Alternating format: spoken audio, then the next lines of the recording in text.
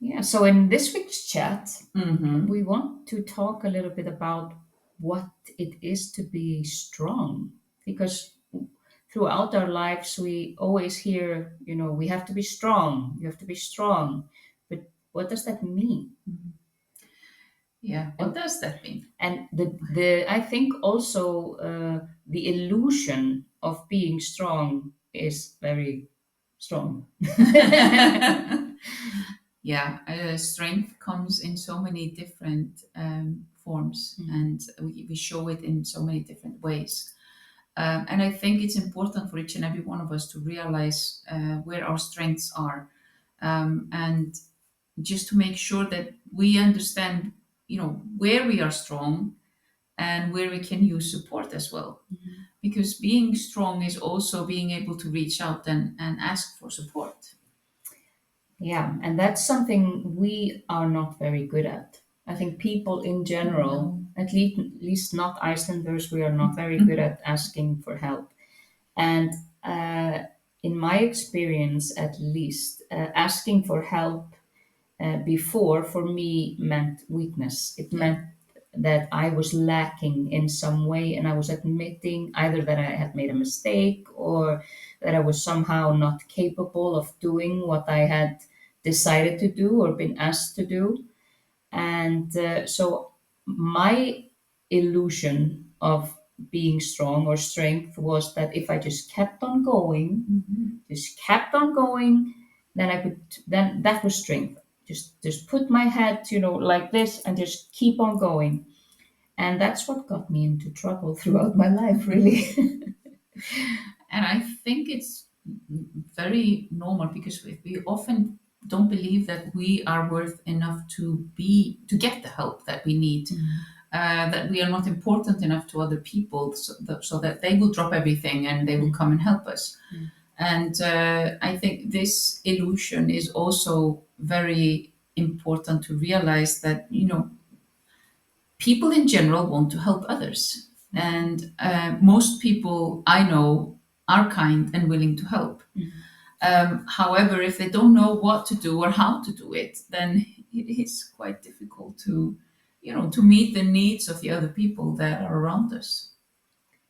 Yeah, and I think that also that when we look at other people, I think it's really good to think about if we just look over the rainbow of people that we know, which one of those people do we consider to be strong, and how and why do we think they are strong?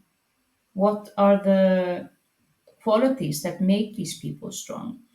And I think often when we start looking at it, we find out that we are controlled by this illusion, that we feel that they are strong because they can just keep on going. Whatever happens, they just keep on going. And that's not necessarily the healthiest or best approach to life. No, and I think I've often seen, because burnout is pretty common in our community. Mhm. People talk about resilience training, that we need to be more resilient. Um, for me, at least, I'm sometimes too resilient because sometimes we need to stop and we sometimes need to basically give up before we, yeah, end up where we ended up.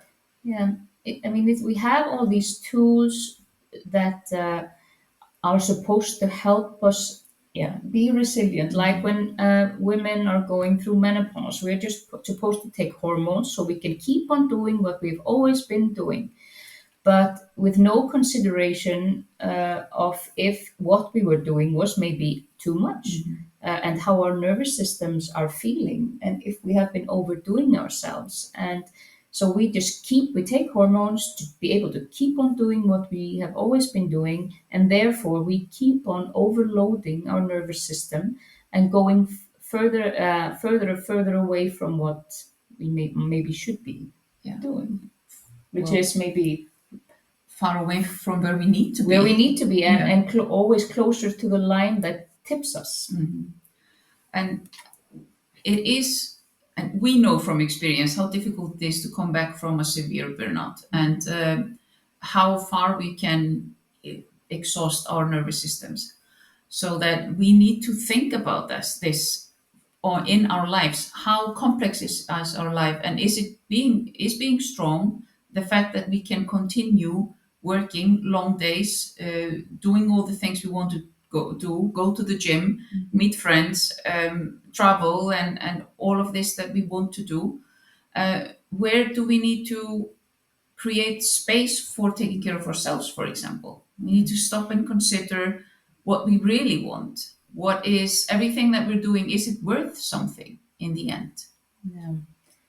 I can be quite chaotic, I think, Mhm. and I sometimes have problems with routine or yeah, just creating a routine that I can stick with. And often when I say, usually in the fall, I say like, okay, I'm going to make a routine and I'm going to follow it and I'm going to do this and this and this and usually the goals are very ambitious and it takes me about 3 or 4 weeks before I can realize that there's no way I can follow this routine. I don't have what it takes. I have different strengths than that, and then I look towards people that to me look like they have everything together. They have this routine that they follow very strictly. They have almost every minute of every single day planned out.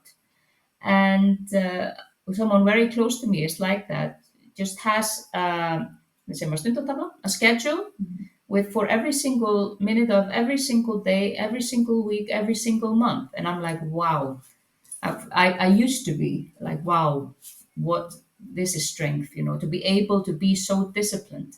But as I examined the situation a little bit better around this person, I found out it has nothing to do with that. It has more to do with anxiety and the fear of letting go, the fear of what will happen if I don't control every single minute of every single day.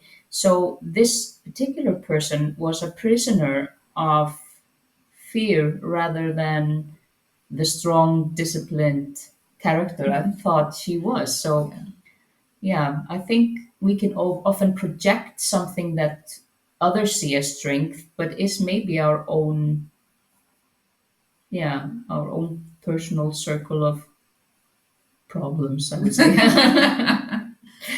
Yeah, and I'm the same. I'm also chaotic, and It's a wonder that we manage to do what we do. yeah, but still, I feel that when I try to have a strict schedule, that just as you said, it gives me anxiety, and I just allow myself to be chaotic because that's how I am, and I need to be able to flow because that's also my strength, that I can be flexible, and being flexible is one of my strengths, and being able to run from one thing to another.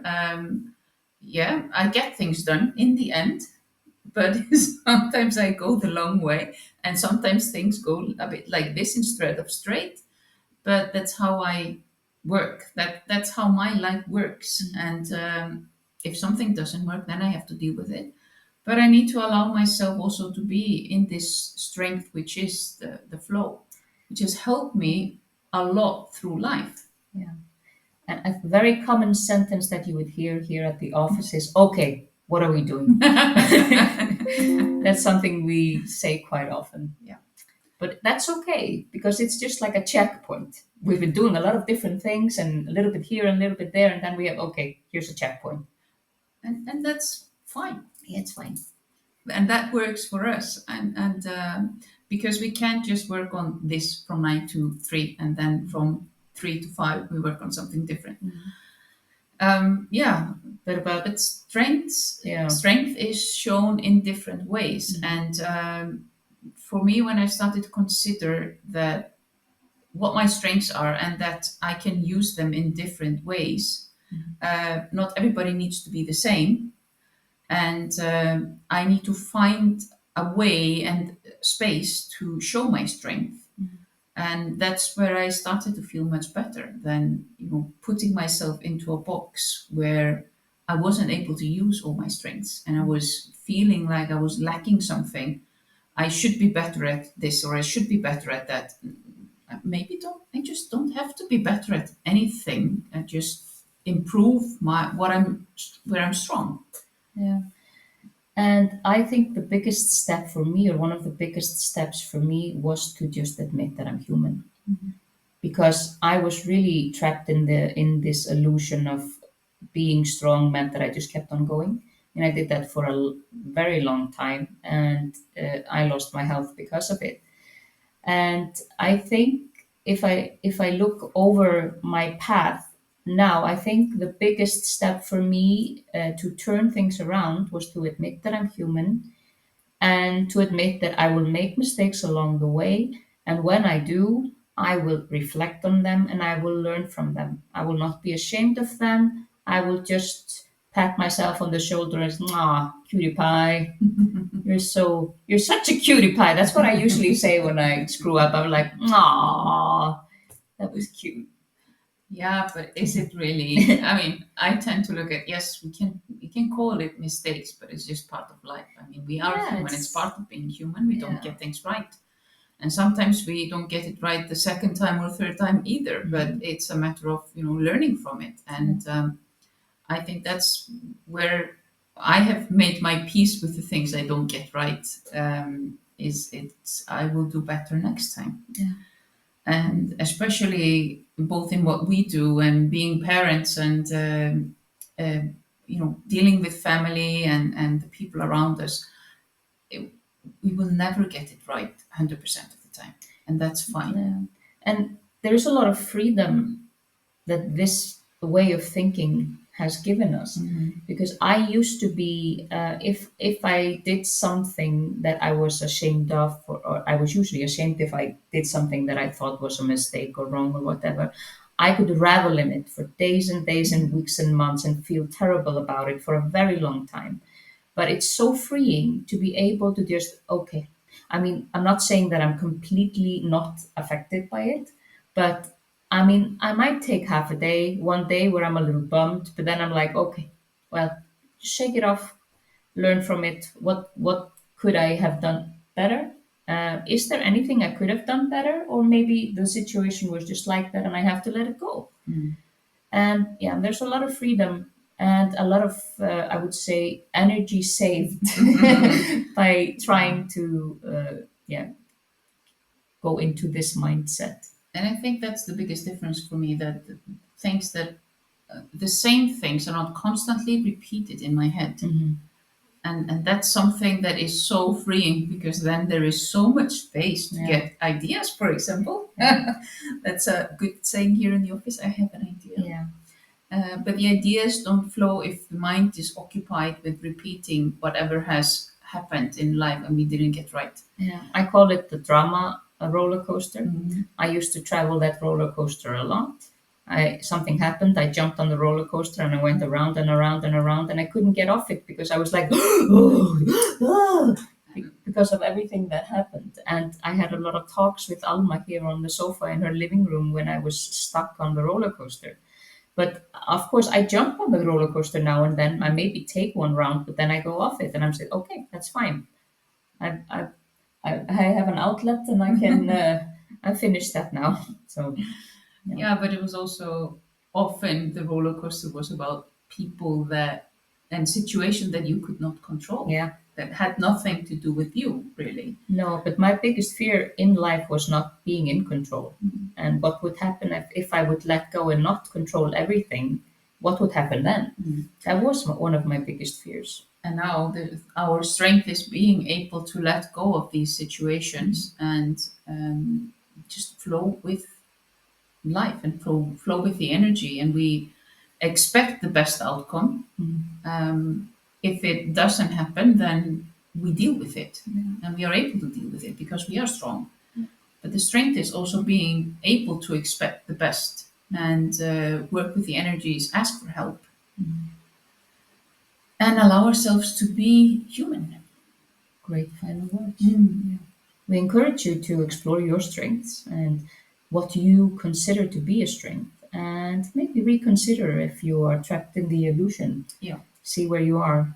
But have a great weekend. Please like and subscribe to our channel, and we'll see you later.